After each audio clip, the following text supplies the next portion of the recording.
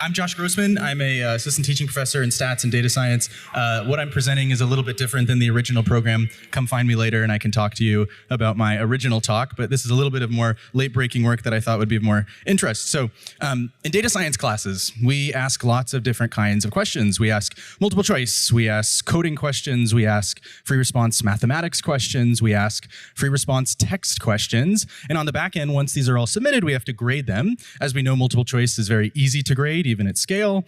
Once your auto grader is set up for code, also very easy to grade. But free response math is quite time consuming to grade, and so is free response text. How time consuming? Let me give you a sense of scale. I teach a class called Data 100. Every semester we have anywhere from 1,000 to 1,200 students. We hire anywhere from 40 to 50 course staff members. In spring 2025, we had 15 of our junior course staff members, each dedicated, they're budgeted to grade 4 hours a week. That's 60 hours of what's mostly unrewarding labor on the part of students. And what does this look like on their end? So what we're looking at here on the left, we can see a student submission for a particular question, a particular subpart of that question on just one assignment in the class. This is homework 5. On the right side, we can see the rubric. And in spring 2025 and previous semesters, our graders would select whatever was relevant on the right side and then click their right arrow key and do this over 1,000 times for the number of assignments. You imagine each assignment has many questions. And I went back and looked at the GradeScope data for spring 2025, and just homework 5 took almost 3 days of human labor to grade. Again, this is just one assignment in a course with many assignments and many projects, so quite a long time. This fall, we piloted something new. We piloted AI-assisted grading. What we're looking at on the left here is the same question from homework 5. Homework 5 was unchanged from spring and fall. You'll notice there's some labels on these two different submissions here. On the top, it's high confidence. On the bottom, it's low confidence. We used one particular provider of AI-assisted grading called Pensive. There are several different ones out there. And on the back end, Pensive feeds the student submission to several different large language models based on the degree of agreement between those models. A particular submission or a particular graded subpart is ranked as either high confidence or low confidence. Based on our due diligence, high confidence submissions are almost always, at least for the types of questions we've tested, correct. 80% or so, 4 out of 5 submissions end up getting ranked as high confidence. And for the most part, you can imagine there's basically no human grading time needed for these high confidence submissions. On the other end, we have the low confidence submissions, the remaining 1 out of 5 submissions. These required 27 hours of manual human grading with no AI input. They're graded just like they were previously. This is about a 60% reduction. We're looking at 3 days to a single day of grading time. Now, what do we do with all that extra time? We've actually implemented a brand new tutoring program. So this is one of these wonderful cases where AI is actually leading to more face-to-face interaction with students. 15% of the students in Data 100, about 170 students, are now getting weekly group tutoring. Our junior core staff members are now teaching more and grading less. They're going to be much more prepared when they get promoted and have to teach full sections.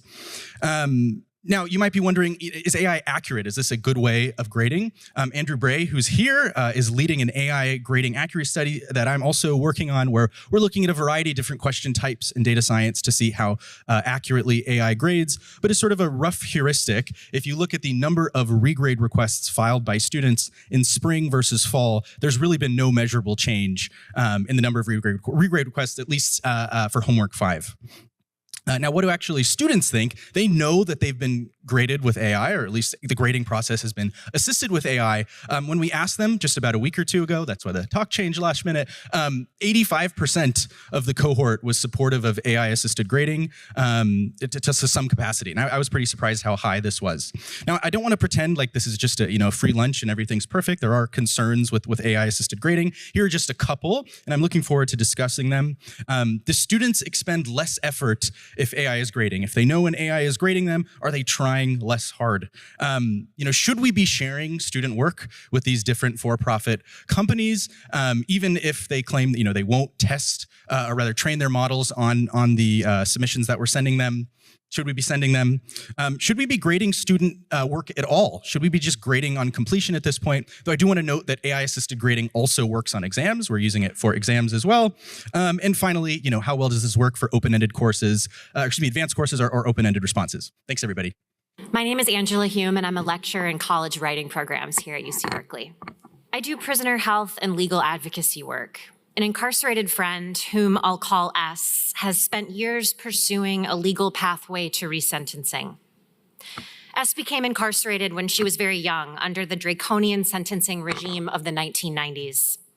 Over the last 10 years, she has committed herself to doing self-help and healing work alongside community facilitation and leadership work inside. Her judge, after 2 long years of postponements and continuances, has finally issued a written decision. He will not be reducing S's sentence. S remains ineligible to go to board until 2036. Next year, she'll be 50 years old. In his decision, the judge referenced results of a risk assessment test S was given back in 2015, 10 years ago, called COMPASS, or Correctional Offender Management Profiling for Alternative Sanctions. Brian Christian discusses this predictive AI tool in his book, The Alignment Problem. After 2 decades of rapid integration of opaque statistical modeling into the criminal justice system, not to mention the prisonization of California, the rise of mass incarceration, COMPASS was introduced in 1998 for predicting whether a defendant, if released, would commit a crime in the next years. COMPASS was used in making parole and eventually sentencing decisions. Christian explains how an investigation led to the finding in 2016 that COMPASS, while able to predict whether people would be rearrested for reoffending at the same level of accuracy in Black and white people, rated Black defendants who didn't end up reoffending as high risk twice as often as white defendants. According to developers, mathematically, there wasn't much that could be done to address these disproportionate false positives without introducing other problems into the model. Ultimately, in his study, Christian points toward the moral problem of the impossibility of using predictive intelligence to achieve what, in the context of ethical discourse, we call fairness, and the simultaneous persistent use of this intelligence in the criminal justice system despite unfairness. The impossibility of fairness comes from the fact that the model's training data embodies histories of racialized over-policing of Black people. Thus, the model's predictions will tend to extend these histories of over-policing into present and future realities, as S's case attests. As Christian writes, quote, "The system begins to sculpt the very reality it is meant to predict. This feedback loop, in turn, further biases its training data," end quote. Dan McQuillan frames the implications of this impossibility of fairness in political theory terms in his 2022 book, Resisting AI, An Anti-Fascist Approach to Artificial Intelligence. McQuillan argues that AI's most violent operations extend eugenic, surveillance, carceral, abandonment, and biopolitical or necropolitical logics and structures. S's case, an instance, or what will be an instance, of a false positive used in the determination of a hugely significant ruling, is one lived reality of the organized abandonment powered by this predictive intelligence. Predictive intelligence is thoughtless, McQuillan proposes. Through Hannah Arendt, he argues that thoughtlessness is consciousness instrumentalized by an institutional paradigm. Quote, "In institutions with the power to cause social harms, the threat of AI is not the substitution of humans by machines, but the computational extension of existing social automatism and thoughtlessness," end quote. McQuillan may as well be writing about the integration of AI into the carceral system. The thoughtlessness is the bias feedback loop. This thoughtlessness is what we must interrupt and resist as teachers of critical thought. Yet the predictive determinism of machine learning is already everywhere. How do we identify, let alone teach, thoughtfulness? Where is thoughtfulness, if anywhere at all? This is a question of David Bates in his book, An Artificial History of Natural Intelligence. Bates suggests that the essence of human intelligence, autonomy, thought itself, exists not in any individual brain, but in something like mind, a site or instantiation of multiple systems. It is through the unpredictability and ungovernability of mind, of how mind brings multiple systems into play, that thought happens. This is the human intelligence, Bates concludes, that might, quote, make the decision for humanity and against automatic governmentality, end quote. Tools like Compass have foreclosed possibilities for the thriving of actual people from historically overpoliced and oppressed groups. In the context of the criminal justice system, prediction becomes a supremacist logic. It is our ethical responsibility to teach students how to critique, interrupt, and resist these logics. This inquiry may well come to be called, quote, anti-AI ideology, and we may well be told we may not use our classrooms for this indoctrination. Thus, we must commit to drawing on the radical potential of our anti-predictive, collective, ungovernable human mind, reaching beyond what Laurent de Breuil in his book, Humanities in the Time of AI, calls the limitations of the given. The impetus of the humanities, de Breuil writes, quote, remains as virtually the only horizon for making sense of what we are and could become. Thanks. My name is Charlie Sarno. I'm an adjunct professor of sociology here at Berkeley, but I also teach full-time at Dominican University up in San Rafael. And I want to talk about this assignment that I've used and am using more frequently in a number of my classes, my sociology classes. And truthfully, this wasn't devised with AI in mind. In fact, I'm not the original creator of this. It goes back more than 30 years when I was a graduate student and I had to do this assignment myself. And the person that came up with it is actually going back to a pretty well-known 20th century American sociologist named C. Wright Mills, wrote his work, Sociological Imagination. And as an appendix, he does have this discussion of what he calls intellectual craftsmanship, and basically how to put together, through a handwritten journal, his ideas to kind of work through his writing process. And that's basically what the assignment is. Now, I'm going to show the assignment. I don't expect you to read it, but if anyone wants to see it, as well as the attendant rubric I've devised, I'll be glad to give it. I will give, though, the highlights of this. And the manifest objective of this is for students to begin to explore course readings or course presentations in light of their own daily experience. So they have to make the application then between different concepts we come up with or discuss in the course and what they're doing day to day. So that's one key element of it. The thing is, they actually have to handwrite it. And so this assignment is one of multiple assignments I have, but it constitutes about a third of the grade for the class. And they just write in a standard notebook. I ask them to submit at least 2 series of entries, but they can submit actually 3 series of entries in which they're writing at least twice a week for a total of 45 minutes. And I explain to them, if they do more, they get paid more. Welcome to the world of capitalism, because I'm teaching social inequalities. And at the beginning, I just ask them to specify the time. I'm not looking for length. They are always concerned about how long it should be, but I just want to see if they can sit down and write for 20 minutes uninterrupted. And initially, some students are resistive, or I can tell they're a little antsy about it, but they eventually do get used to it. And this is my other more latent objective, which is to actually slow students down and become a little bit more mindful, which is why I don't have them type it out either.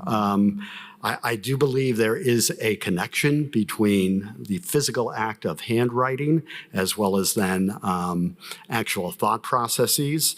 And I've found that for the students to do this, it seems to develop their focus and increase their attention span. And basically, it's to cultivate an intellectual practice, a sense of discipline. I think this would probably work well for the humanities and social sciences, other academic disciplines I'm not so sure about. And in terms of my inkling, there is some evidence out there that suggests handwriting does activate different parts of the brain. It's not my area of specialty, but there's some interesting work in this area. Give you a sense of what these look like. This is one student. I also encourage my students to doodle and draw if they like. And I've had some really autistic students who created collages and really full-on sketches of things. And I will say a couple of different things. One, from student responses, while they may not be initially enamored with the project, I haven't heard complaints on my student evaluations, but I have heard these kind of more positive responses. So a lot of students come up to me and tell me they like it. In terms of an instructor having to grade these things, I have found them to be a lot more enjoyable and less tedious to read, because they often are coming up with original thoughts, and it then just allows me to get a sense of what their engagement and understanding are, as well as to respond to it. So if you are interested in this, my email is below. Just put in analytic journal in the subject line. I'll send you that with the rubric for it. So thank you. Good morning. I'm Emily Hellmich. I'll be presenting today with my co-collaborator, Kimberly Vinall. And we are coming to you today from the Berkeley Language Center here on campus. And disciplinarily, that means we come from the world of applied linguistics and world language teaching. So our scholarly work and our practitioner work focuses on world language use, teaching, and learning. And we're taking as our starting point today something that's already come up several times already in the discussions that have been going on. It's an important yet often underemphasized implication of generative AI for teaching language and culture. And that is the potential homogenization of language that results from the probabilistic algorithms at the core of large language models. There are many sort of levels at which this homogenization could impact language teaching and learning, and we're going to focus today on one, which is the impact of homogenization on creativity and writing. So in this presentation, we're going to feature one activity that we've created that looks to target building student awareness of these implications of the potential homogenization of language that results from generative AI. And we built this activity within a framework of digital literacies. We're then going to talk a little bit about some of the findings from some preliminary piloting that we've done with this activity with some students here on campus. So situating ourselves briefly, theoretically, there are many ways, as many of you already know, to define digital literacies. We draw on Kern and Darvin and Hafner, thinking about digital literacies as the ability to create and to interpret digitally mediated texts. And that is built on a knowledge of how tools work, how the tools are used, as well as the ethical implications of these tools. So the activity that we're going to highlight today is from a broader set of activity templates and resources that we created with the help of some partner instructors, as well as other collaborators on campus. That was part of a U.S. Department of Education grant. You can access, if you're interested, the whole suite of resources here via this QR code. And the activity we're going to talk about today was, of course, designed for the World Language Classroom, but we think it is easily adaptable to other contexts. All right, so I will walk you through the activity, which is built around a target item, which can be anything, household item, item of clothing. In this case, we're going to focus on strawberries. And the activity is also anchored in a text. So for the purposes of our interaction today, we've chosen an English text, even though in a language classroom, that would not be the case. There would be a text that would come from the target language. So the first step in the activity is to brainstorm common descriptions of the target item, in this case, strawberry. And I have conveniently already brainstormed some vocabulary for you at the level of verbs, nouns, and adjectives that might be common ways to talk about a strawberry. The second step then asks students to think outside the box. How could you look at a strawberry differently? This is asking them to bring in metaphoric language, other ways of thinking and describing. A strawberry, once again, conveniently, I've filled this in for you already with some ideas of my own of ways to think about a strawberry. And the next step would be for them to then read the poem by Mae Swenson, which is Strawberrying, and to come up with the nouns and adjectives and verbs that she uses to describe the strawberry. For any of you that have gone strawberry picking, I'm suspecting that that spider spit gray is a particularly vivid image. At least it is for me from my days of strawberry picking when I was much younger. I love that. So we see a particularly rich and creative vocabulary here. The activity then goes on for students to draft a poem about a strawberry in the language that they are studying, using the resources that they've generated, the words they've generated. And then there's a comparison to a ChatGPT generated poem. And then finally, a sharing out of the activities and comparison with classmates. So this activity, as Emily already mentioned, is part of a larger suite of activities that we've worked with some partner instructors here on campus to actually pilot in the different language classrooms. And so this is one of the activities that has already been piloted. And I just want to briefly mention that this is some of the data that we've collected in terms of the piloting of these activities in the classroom. From both instructors and students. And for the interest of time, I'm just going to briefly highlight a couple of student responses to the activity, which you see here. The students are highlighting the effort that creativity required, the fulfillment that it brings, feelings that weren't evoked through the GenAI use, perhaps because it bypasses process for product. And as well, there's a process of reflecting on the writing itself, what it involves, what it is, what it's supposed to be or include or even to look like. And in this case, what other pieces are involved in terms of nuance, cultural and emotional subtleties and flair. Thank you so much. Hello, I'm Sharon Inkelas, she, her pronouns, Professor of Linguistics and Deputy Chief Ethics, Risk, and Compliance Services Officer here, and I am delighted on behalf of Jenny Bombacero-Brady and the other members of the Circ-Air Committee to tell you what the Circ-Air Committee is and what it does relating to a risk-informed framework for UC Berkeley. So we're going to start with a scenario. Imagine you are a supervisor.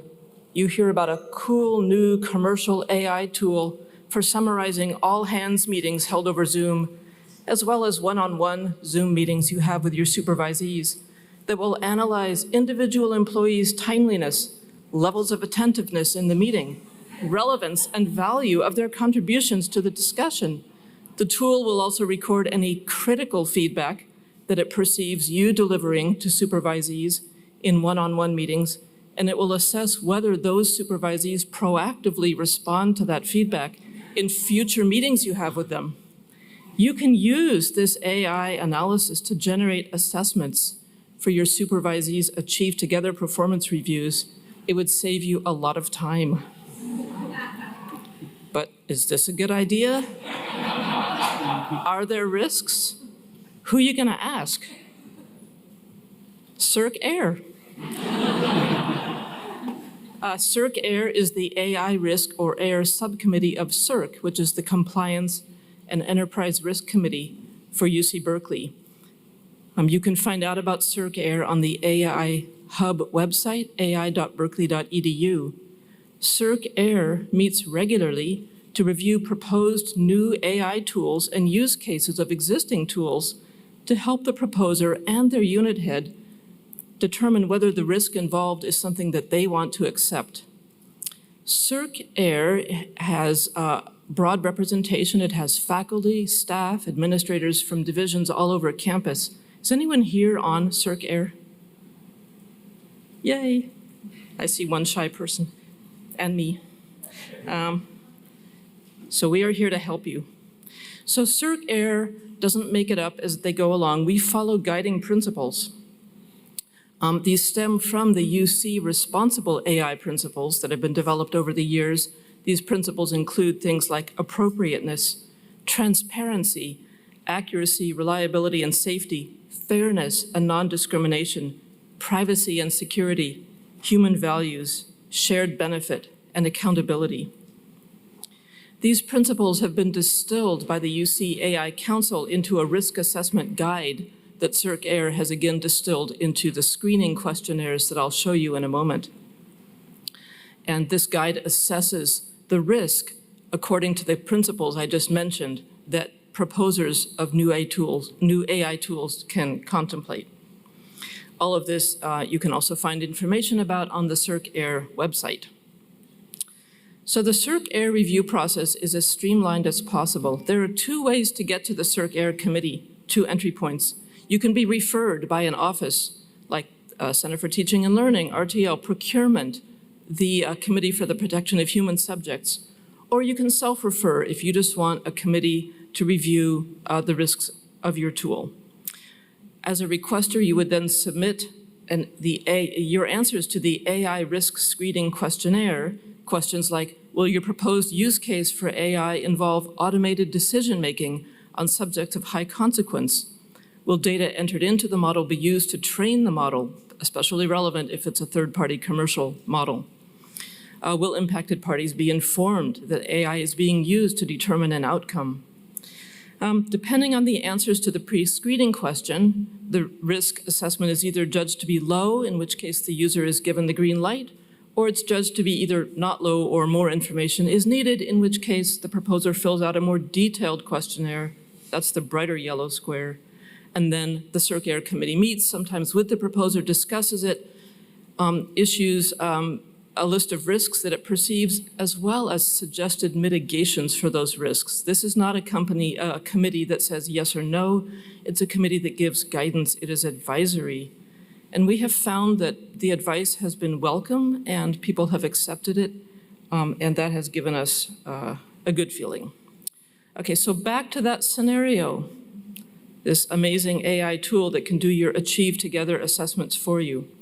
Well, this scenario indeed carries a number of risks: bias, discrimination, privacy, impact, accountability. And CircAir would love to meet with the person proposing this and suggest ways that they could mitigate those risks. That's it, I'm done. Thank you very much. Hi, folks. I'm John DeNero from Electrical Engineering and Computer Sciences. I teach intro courses in computer science and data science. I'm going to do the lightning version of this, which is to speak in short sentences. So, students learn by doing their homework is an important principle, at least in technical disciplines. Language models can do their homework for them. In computer science, these systems are really designed around programming as one of the main use cases. And so you might have seen language models fail in a lot of different tasks, but in terms of doing introductory computer science homework, they're extremely good.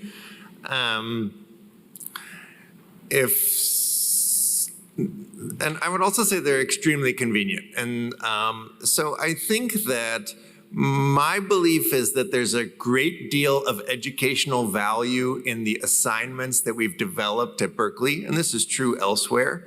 But that value only comes if the students work through the problem-solving process of doing the homeworks and assignments themselves.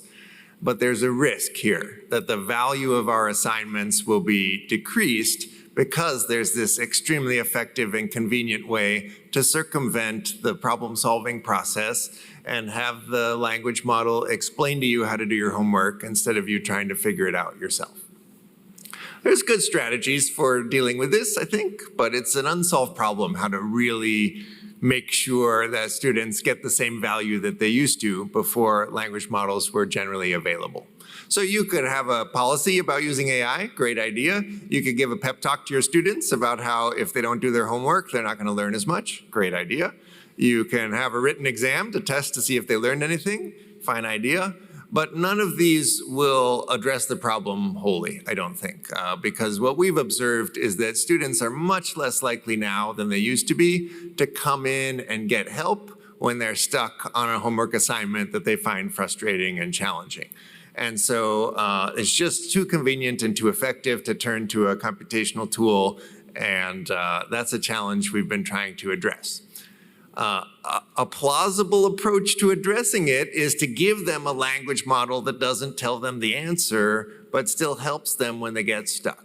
So we've been working on exactly that in our intro computer science course, CS61A.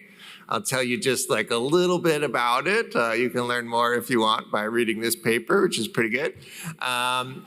The gist is that it's not an open-ended system where students can ask anything.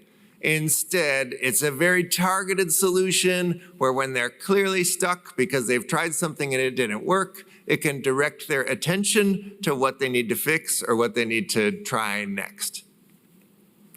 So I'm going to give you just like a lightning perspective on what that looks like. Students are writing programs. That's what's here on the left. This one has a mistake in it. I think a great thing that a human tutor might do when seeing this mistake is to tell the student, why did you write that last line? But before, computers couldn't do that. They could just tell the student, like, something's wrong with this program. It doesn't behave in this particular way, but students wouldn't necessarily know where to direct their attention in order to fix the problem. So we built a language model-based system to tell them exactly that. So that like box there in green that you probably can't read is just some text-based description that says, here's where you need to focus to fix your problem. We deployed this to see what would happen. We deployed this first in fall 23. It's been deployed ever since because students really recommend that we keep it. That's the last line of this survey results, is that about 93% of students say we should keep offering this as a way to help students learn.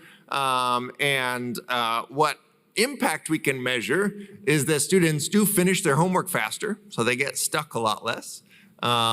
They seem to be performing fine on exams, and they do use the tool a lot. So one way to deal with students using language models is to give them a language model that might actually help them learn and ask them to use that. It's one possible solution that we're exploring here. If you want to know how to get it to work well, the last slide isn't there, but I'll just tell you that there is a 240 panel as part of this, where Rose Niusha, a PhD student, is going to talk about what's been improved lately in order to make the system much more effective than it was before. Cool. Thank you all so much. For those of you who embed generative AI into your instruction and into your lessons, how do you respond to students who are opting out of using AI for ethical, labor, environmental considerations? I mean, I can give a quick answer. I always try to make my assignments friendly to AI in some ways, but it's never required. If someone doesn't want to use AI for any reason, I think that's fantastic. Hi, thank you all for your presentations. My question is for John. John, I'm curious if your Botley tool, if it's capable of recognizing whether or not a coding function might be pulled from other AI sources, from other large language models, and has it given students that prompt of, hey, I've noticed maybe you skipped a few steps or something along those lines. Is that something that you're doing? Thank you. Yeah, good question. We have not, I think, built a tool that can detect effectively whether a solution came from AI or whether it was something that the student wrote themselves. It really depends on the assignment, whether this is even feasible. For some of our assignments, they've been on the web for so long that it's hard to tell whether someone copied and pasted it or the language model did it for them. Of course, both would be bad. But also students' authentic solutions often look like what's been posted on the web. So it's really a challenge to figure out in programming courses whether a student's using AI in a way that's prohibited or not. This is also in response to something in John's presentation. I was looking at those charts that show students completing their homework faster.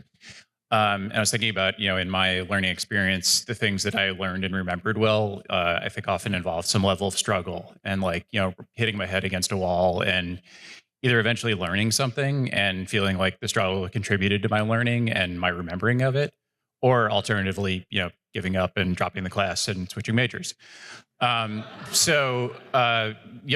is struggle productive? And if so, how much? And how do you like kind of draw the line between making things welcoming and kind of keeping people engaged, but not making them too easy if that is bad for you? Yeah. Getting your homework done faster is not necessarily a good thing. I totally agree with you there that that was not our goal when we set out. Certainly something interesting that we observed. The ideal scenario that I've observed, I can't prove it to you, but I think what works is to have students work and struggle, but with a way to get some kind of help or instruction when they need it. That's why we run, labs in our computer science courses where there's somebody in the room that can help you out when you get stuck or answer your questions. And when students are doing their homework, especially late at night, it's hard to deliver that. We've done it for years by having kind of drop-in help. And I think the students who come to the drop-in help benefited quite a bit from it. They got their assignment done a little bit faster, and they also got some direction about how to approach things. So my answer to you is struggle is extremely productive. At the same time, lonesome struggle can actually become problematic in some cases because you're just working on something but not making progress. So there's some ideal middle ground where they do the work, but they also get nudged in the right direction. Language models can't do that perfectly now. Even human tutors sometimes struggle with that, but there's some hope that we'll get there at some point. Okay, so it's a question for Sharon and Joshua. So let's say I'm teaching an advanced physics class, and I'm thinking of using a large language model to help grade the physics lab reports, right? So I can build a agent with, let's say, Gemini Pro, which is already approved for use, and I try, and seems to be doing pretty well. I wonder what are the exact steps we need to actually try this out, like to actually grade with the language model. Do I, talk to CircAir? If I get approval or something, then, I'm just wondering, like, maybe the students are like, okay, they can even sue us because, like, I paid the tuition, you can use AI. Like, what are these steps to actually, try it out in class? I think you said that was a question for me. CircAir would certainly be happy to look at such a proposal, ask questions, help to understand whether this is an in-house model where anything that the students might write would be kept in-house. They would want to understand whether the student would be graded without a human in the loop or whether a human would be in the loop. That's a big difference in a lot of these grading or assessment scenarios, like that kind of fake one that I sketched. The Center for Teaching and Learning, which I know is well represented here, can also give really good advice. They've seen a lot of these things and can help calibrate and compare. But yes, CircAir can give advice. CircAir will also learn from you if you bring such a thing to CircAir, so it's win-win. Thanks for the question. Yeah, well, maybe Josh wants to jump in on this because he talked about it. But one system that we've been using that's like a practical application is a system called Pensive, which was built by some former Berkeley undergraduates under kind of close guidance of some faculty in computer science and data science. Unlike some AI tools, which somebody built and then they try to sell it to you, this one has very much been shaped by the needs of our courses. So that's how we've been doing it in the kind of computer science, data science corner of the world, is to use a commercial product that's sort of been co-developed with our courses in order to make it an effective way of automated grading. Hello, what is up? Thank you for this wonderful panel. I'm struck by the diversity of viewpoints here, which is wonderful. My question is for Kimberly and Emily. Quite taken with your assignment. It's a real nice, real wilding of the mind kind of assignment. I'm curious how, in introducing these kinds of creative assignments, you support students in feeling free to be imaginative. I think a lot of the pressures around taking shortcuts to learning or using AI for these kind of frictionless learning come from a place of worrying about the consequences of play, that the stakes of playing or learning or failing are really high. Are there ways that you all address that in your assignment development? Yeah, thank you for that. I think we have seen that also in the empirical work we've done on why students revert to AI tools, questions and concerns around time, around their expressing themselves, around wanting to produce the better or the standard or et cetera. And so certainly it's, I think, a big part of why students in language courses and many courses go to these tools. I think it's a larger conversation. It's how you situate the activity and support students in being safe, feeling safe around creativity, not necessarily having time. Huge restrictions on time. This could be an activity where students aren't, it's not due tomorrow. It's a couple days, some flexibility, so they're not under these time pressures that can, I think, really hurt that creativity and that play. You know what, want to add? And I was just thinking that the error part is so important in language learning because so many of us believe that making mistakes is how you learn the language. There was a language professor that I admired very much who always would say, my goal is to help my students to fail spectacularly and to support them so that they feel comfortable failing spectacularly. And so I think that's exactly that idea that if grading rubrics are going to be focusing on accuracy, then of course they're going to be concerned about accuracy. But if part of language learning is learning about meaning making and how to make meaning in and through another language, then the goal is to help them to fail spectacularly when it comes to accuracy. Thank you.